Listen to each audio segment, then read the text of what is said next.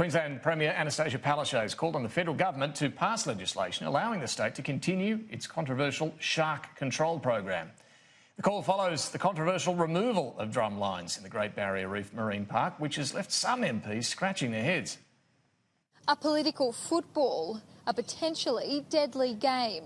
It's a bit of overreaction by the state government. The removal of 160 shark drum lines from 27 beaches on the Great Barrier Reef is stirring powerful debate. A bureaucratic bungle, the question over who's at fault is being raised. For over half a decade, there has been bipartisan support, but overnight that has changed. And I'm alarmed about that approach. I'm sure it's within the wit and capacity of the Commonwealth and the state and all of the advisors that they have to come together and work together to find a solution. The decision to remove the drum lines from Cairns to Gladstone was made after a federal court ruling sharks are not to be euthanised on the Great Barrier Reef.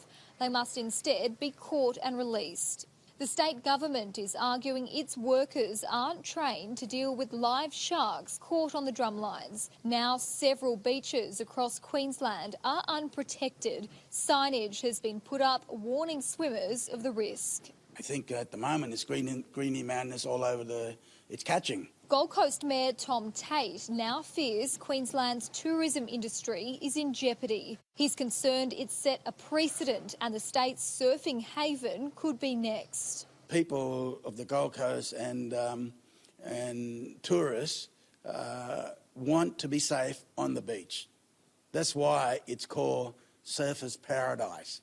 You can go and swim, and the only thing that's in there is your kids with you. South Gold Coast, from Burleigh to the border, is part of the World Surfing Reserve, known for its world-renowned surfing breaks. Drum lines have been in place there since the 1960s, without a single fatal shark attack. On the Gold Coast, we definitely put tourists and locals, people, before sharks. Since 2001, more than 8,000 sharks have been killed on drumlines along the Queensland coast. More than 400 are killed every year.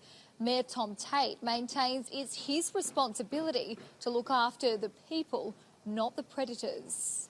Julia Bradley, Sky News, Gold Coast.